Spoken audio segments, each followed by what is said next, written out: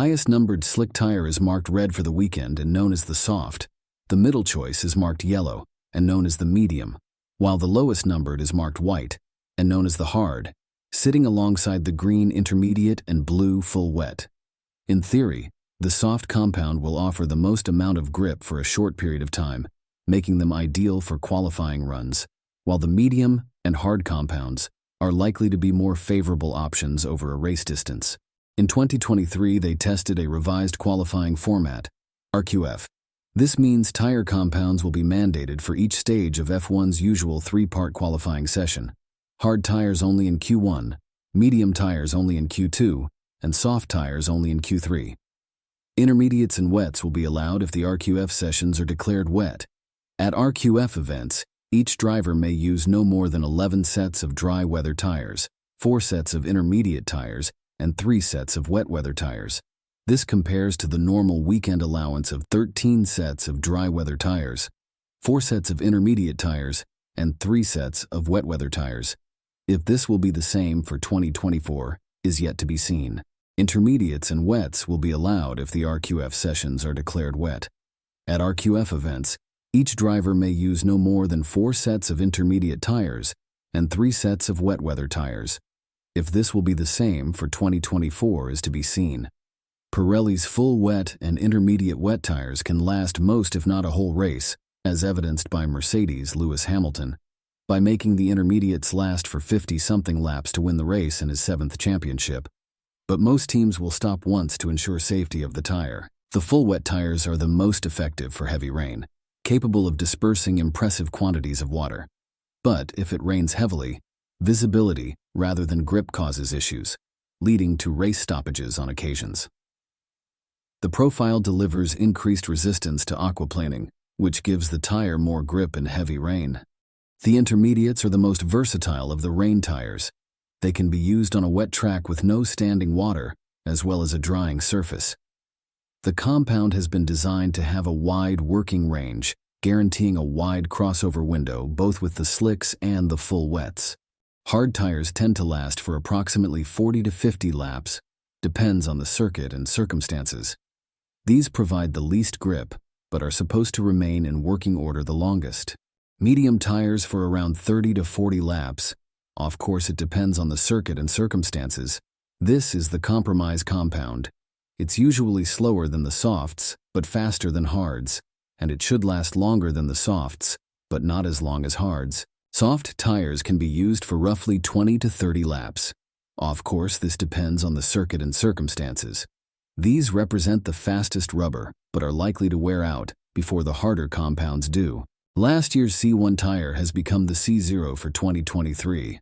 This is the hardest tire in the range, which will be nominated for the circuits that take the most energy out of the tires. It's designed to provide maximum resistance to heat and extreme forces, being capable of running very long stints. But this comes at the expense of peak performance. This new for 2023 compound slots, in between last year's C1 and C2. Based on the latter, it was created to reduce the performance gap between what had previously been the 2 hardest compounds in the range. The 3rd hardest compound remains very suited to the faster, hotter, and more abrasive circuits. The harder compounds are sometimes nominated for new circuits, providing a conservative selection so that tire loads can be verified in real-world race conditions for the first time. The compound is extremely versatile and can be used as either the hardest, the middle, or the softest of any 3 compound selection. With an excellent balance between performance and durability, this is well suited to a wide range of conditions. This compound is designated to work well on low-severity circuits, where quite a quick warm-up is required in order to reach peak performance as soon as possible. This tire is used extensively throughout the season. These are the softest tires in the range, designed for the slowest circuits with low wear and degradation, where maximum mechanical grip is required from the rubber. These are normally seen at street circuits, or where the asphalt is exceptionally smooth. The teams and drivers closely monitor tire wear and make strategic decisions regarding when to make pit stops for fresh tires based on their observations during the race. Managing tire wear and making well-timed pit stops is crucial in Formula One, as it directly affects a driver's performance and race strategy. The selection and usage of tire compounds play a significant role in maximizing performance on different tracks and weather conditions. From the C0 C5 slick range, Pirelli picked 3 compounds to be used at each Grand Prix, taking into account track characteristics and climates. The hardest trio chosen for venues where the tires are generally subjected to greater demands, and vice versa. Tire compound regulations in Formula One dictate that all drivers must use a minimum of 2 compound types per race in dry weather. The one exception is for inclement weather. The rule for using 2 tire choices does not come into effect should wet weather play a part in a race. In a wet race, the drivers use tires with tread, as opposed to the slick dry tires, and a driver can use a single set of the intermediate or full wet tires for the race duration. The tire plot thickens when you consider that resources are limited by the rules. For a start, each driver can use a maximum of 13 sets of dry weather tires for the full 3-day weekend.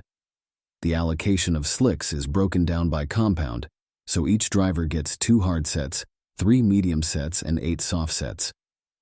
To cover wet weather, each driver can also draw from an allocation of 4 sets of intermediates and 3 sets of wets. The 18-inch tires were designed from the ground up, with every element of the tire drawn from a clean sheet of paper, from the profile to the structure to the compounds. The design process took in more than 10,000 hours of indoor testing, more than 5,000 hours of simulation, and more than 70 prototypes developed virtually, to eventually create 30 different specifications that were tested by nearly all the teams over more than 20,000 kilometers. The role of the drivers was crucial, with each of them contributing to the development at various points and helping Pirelli arrive at the definitive specifications thanks to their feedback.